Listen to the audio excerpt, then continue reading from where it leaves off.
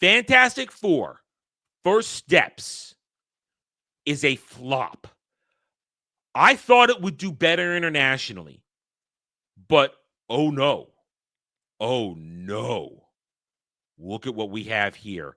Only 170 million in 2 It's over. weeks. Mm-hmm. It's over. And before it may get adjusted tomorrow, last week it went down, only 198 domestically. It doesn't even break $200 million domestically for a 66% week-to-week drop. That is horrid. I thought it was going to be in the 50s. Wow, was I wrong? Holy cow. I mean, seriously. This movie had a much smaller budget than Superman from what's been reported. It had such a lower threshold to be called a success and not be a flop, and it's still not able to carry the baton across the finish line for this. Because at this point, 500 might be the ceiling, just like 600 is the ceiling for Superman. That's embarrassing, where Marvel has released 3 films this year, and none of them break 500 million at the box office. There was a time when Marvel was doing billion-dollar movies every time they came out, $3 billion movies in 1 year, and now combined, they're barely getting over $1 billion. This is abysmal. We can't understate how much of a failure this is for Marvel. Like, Kevin Feige's job should be in danger after 3 flops of this magnitude. Mm-hmm. Now, you think about it like this. As you said, with a budget of, I think it said 200 million. Go back here. 200 million. A decent marketing campaign of at least $100 million. Mm-hmm. Easily. So we'll say 300. It still has a 900 break even. Because okay. I mean, I don't have the numbers, but I'm pretty sure that marketing campaign is probably between 100 and 150 million dollars. Easily. Because like off the top of our heads, we could think of the adverts for what's that joint? The cardboard pizza. Little Caesars. Thank you. Little Caesars adverts. The see-through shoes. The shoes. The popcorn buckets. You've got popcorn buckets. Trailers during sneak peeks during ESPN. All this other stuff. So I'm thinking at least between 100 and 150 million dollars. So I'm just gonna go low end for the sake of simplicity. Let's say it's $300 million. This film costs. Yeah. So we're staring down the barrel, bare minimum, being very, very generous, of $650 to $700 million break even. Yeah, I think the budget's. Yeah. I think the budget's a little higher, and 100 to 150 is fair. But since we have the budget, it's only 2 times. So 650 to 700, I think, is a conservative estimate for. I think that's more than fair, which is a lot better than $1 billion for Superman. 800 to $1 billion for Superman versus 600 to 800 for Fantastic Four. I think it's probably closer to 800 to myself personally, but. Because with how expensive Marvel movies are, they're constantly lying. Marvel budgets, they get reported a year later that they're actually $150 million more than we said they were. So I think 800 is realistic considering the track record of Marvel, but with the information at hand, 650 is the safe bet. 800 is a reasonable bet with them. Now, my window was 450 to 550. That was my window on this one. It's probably going to land right on that. I think it's going to land right on 450. And that's, if we go by the conservative safe numbers you just put up, that's still a $200 million loss. And our original ranking for who would win the summer proved correct. Yeah. From even a year ago, we were predicting Jurassic World, Superman, Fantastic Four. And we weren't sure after Superman came out and underperformed by our predictions, but we were proved correct in the end. And we thought for a minute that there might be a better international in this movie because there wasn't so much negativity surrounding this movie as opposed to Superman, which there's a lot of negativity around that movie. People want to claim everybody loves it. No, half the people like it, half the people hate it. And this movie had a chance to possibly slip in, but no, it didn't. And I wonder if now my original equation, the exhaustion for Marvel, not superhero fatigue, but exhaustion for Marvel is in play, where I said, we can go back, look at the tapes. I said, after all these movies this year, Black Falcon, Thunderbolts, the TV shows, all the failed TV shows, and you finally get to Fantastic Four, Didn't matter that you didn't need homework for this movie. People were tired of MCU. And I think it's showing. Add on that a little bit of Pedro Pascal disgust and everything else surrounding this. All the news that led up to it, people going, "Oh, is Sue Storm gonna be the leader?" All this stuff, which kind of did prove right in the movie. People are just simply tired of Marvel, and it shows. Where 2 weeks in, 368 million might barely limp to 450 when all is said and done, because we go back, look at this box office. It's already a couple days this week in single digits. This is, and if you go for Friday to Friday, an 80% drop Friday to Friday. This is done. Marvel is done. I don't think it's debatable. And the entire MCU was riding on this film. Let's not forget that. Let's not forget that the entire MCU is riding on the Fantastic Four. We already knew that this jump was not going to save the MCU. We knew this already. We knew this off the rip. But now the entire studio has got to be in some legitimate jeopardy. It has to be. It's not even hyperbole. It has to be in legitimate jeopardy. You just spent, being once again very generous, $300 million, and you walk away with absolutely nothing. Well, put all the movies together. They spent $1 billion this year and got nothing in return. And nothing. You know what they got? They got to waste the profit that Lilo and Stitch made. Oh, yeah, that's gone. That's very gone. That's gone. Yeah. But there's no way at this point that Doomsday is going to save anything. As we found out last week, they haven't even finished writing the fucking script, and they're almost done shooting it. And they're really desperate right now because there were reports this week of them finally casting more X-Men characters, their actual cast, instead of the Doomsday Fox nostalgia bait. So that's where they're hoping it'll go next. Fantastic Four didn't reinvigorate it, so X-Men's the last card that they have. That is the final ace up their sleeve. If an Avengers film and an X-Men film fail after Fantastic Four, those are their three biggest IPs gone. Because Spider-Man doesn't count for them. That's Sony.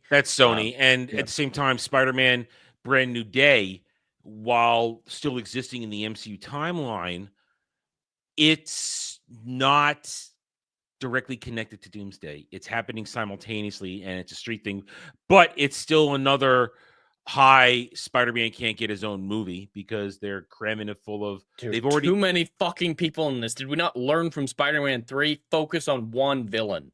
Yeah, and it's not even villains. Unless you're doing the Sinister Six, but you have to build up to that. Yeah, and they can't do that. Well, they don't do that anymore, so they can't do that. They can't do it. No, instead you're getting the Hulk and you're getting the Punisher, and they're all going to fight each other before the villain comes around. Why? Scorpion's going to be in it, coming back from Homecoming finally. Yeah, after they set that up. The rumors are Mr. Negative. Now, Scorpion, Mr. Negative, legitimate Spider-Man rogues. But with the Hulk and Punisher in this, what are we doing? Rumors are also Silver Samurai, some chick who also isn't a Spider-Man rogue. So I don't understand the reasoning. I don't really want to get into the whole Tom Holland costume thing, like I said earlier. Great. He's in the right costume. Great. He's being friendly with people, showing up on set, shaking hands. That's great. That's good publicity. Because let's be honest, people may not love Tom Holland Spider-Man, but Tom Holland is a good spokesman. He doesn't fuck up in the marketing campaign.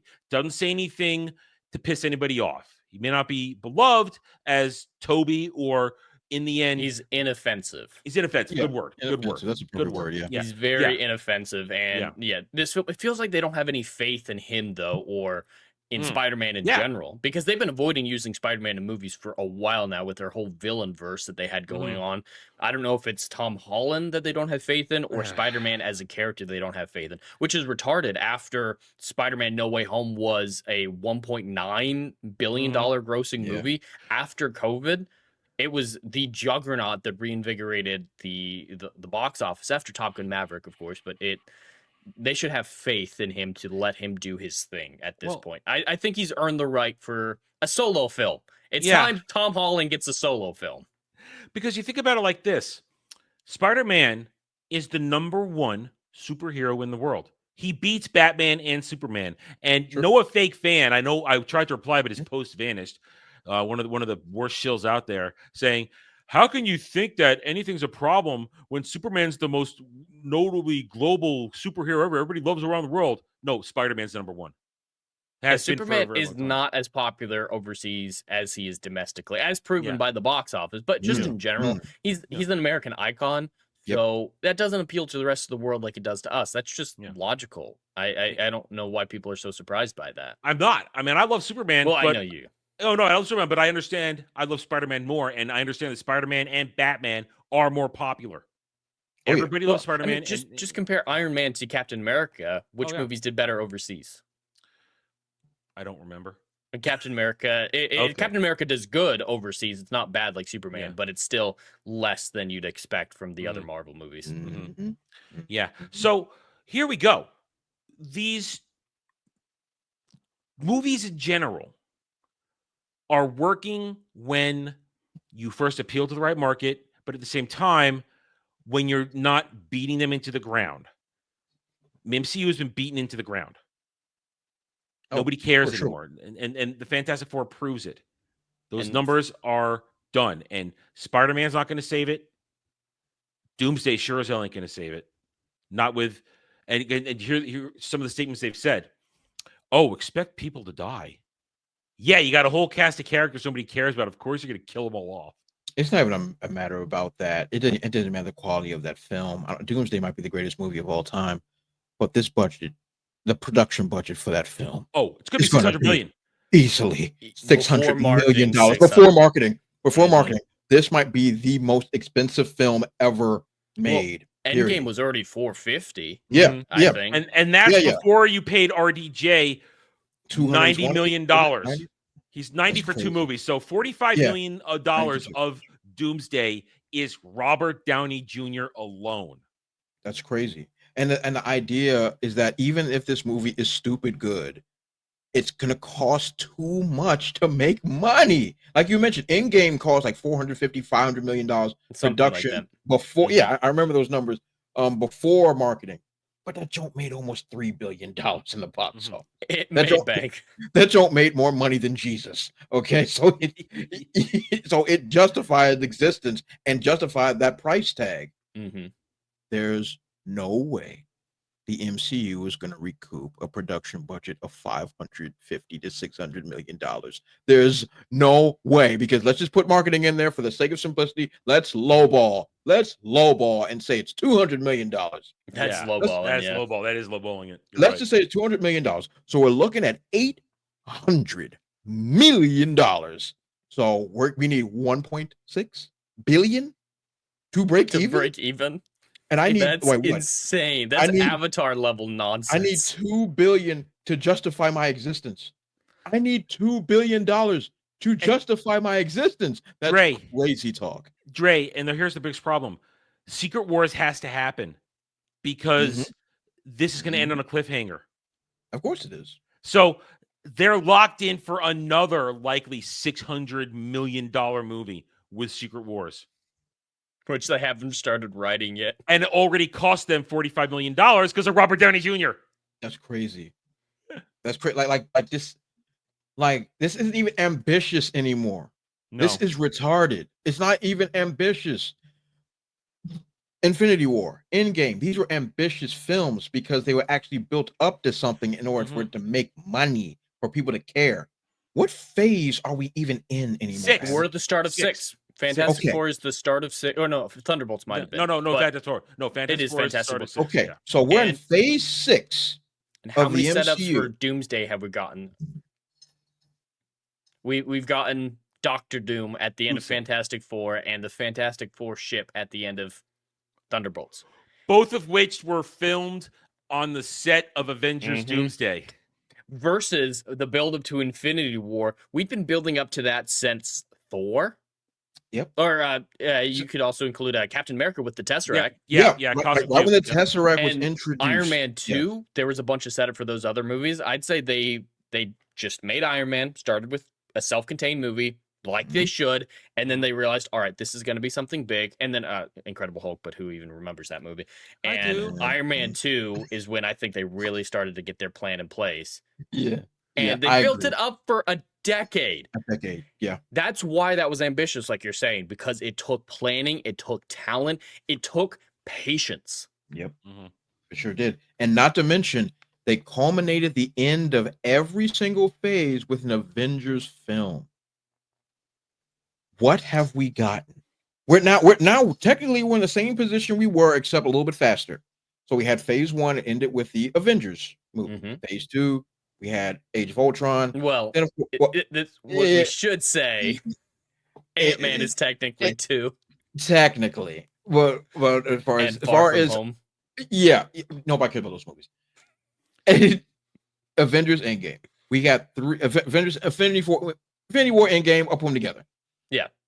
You were able to culminate each of your phases with a major event film.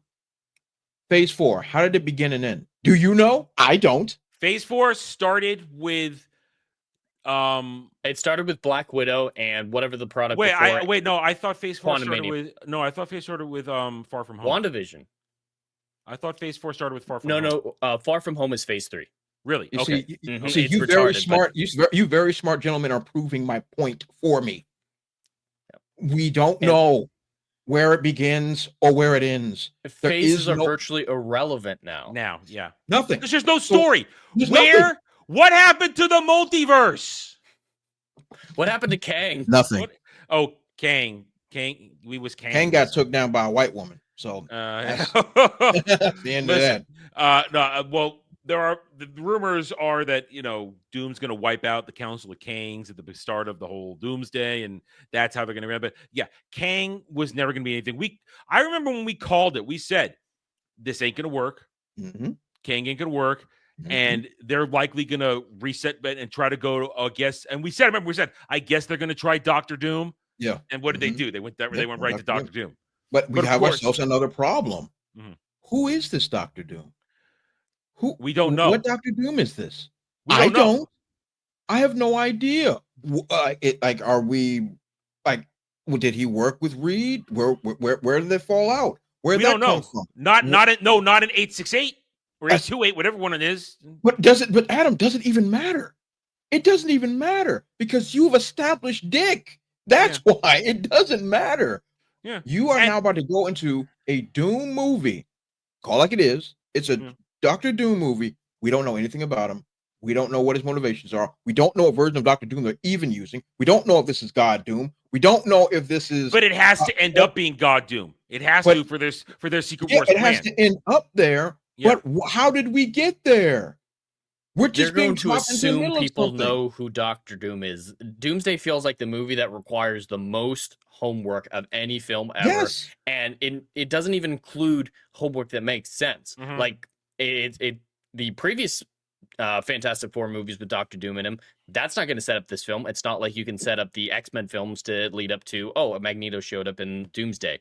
It's expecting comic book knowledge to understand the very plot of the film.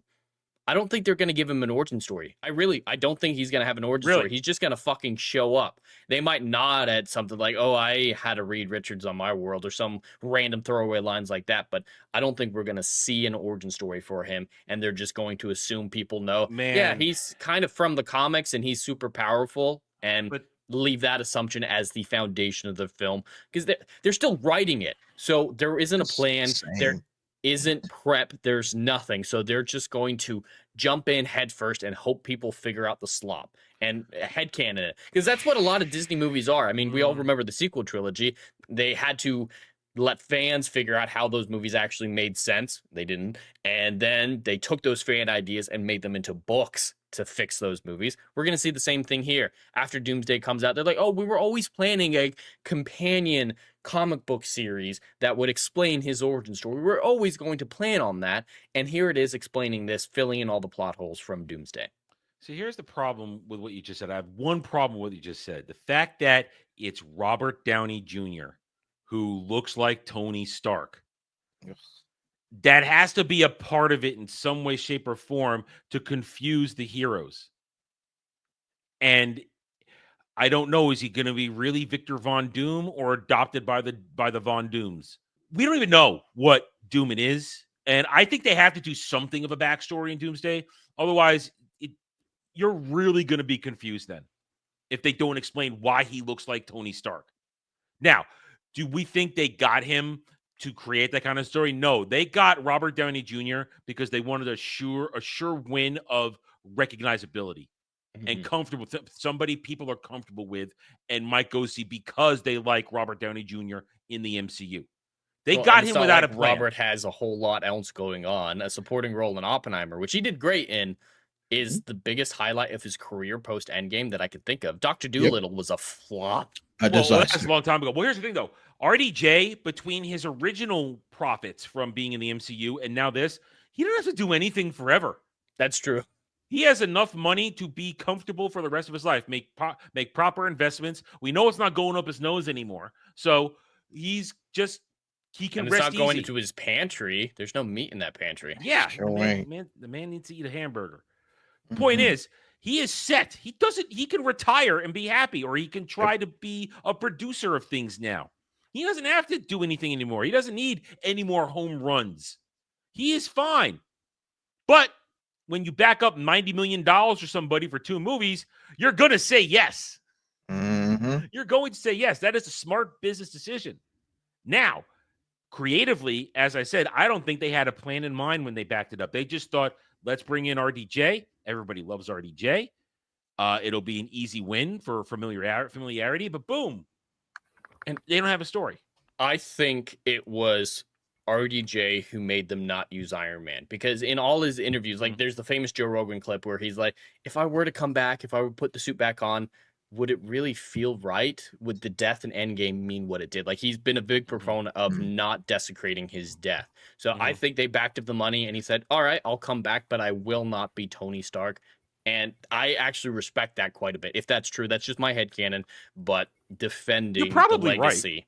You're probably right. Still get his money while respecting his character. Like, that is the perfect balance. I can't blame him for those decisions. And Kevin Feige is on the record with an interview from 2 weeks ago saying, when we're done with Secret Wars, reset button, recastings. Everybody's getting recast after Secret Wars. Every major character that everybody's familiar with. So it doesn't matter anymore who is Iron Man, who's Captain America. Even if they somehow get in Nazi Cap, which God help us if they do. Even if they do that, the reason he's coming back is Cap. If he comes back, I'm not involved. You're coming back. We all know you're coming back. What are you doing? Only as villain Cap. That's the only way he would ever come back. Which Cap. Which is one of the worst things ever to happen in comics. I know it was through Cosmic Cube, Tesseract trickery, shit like that, but it still happened, and it was ruined. It ruined it. That's why I hate modern day Marvel.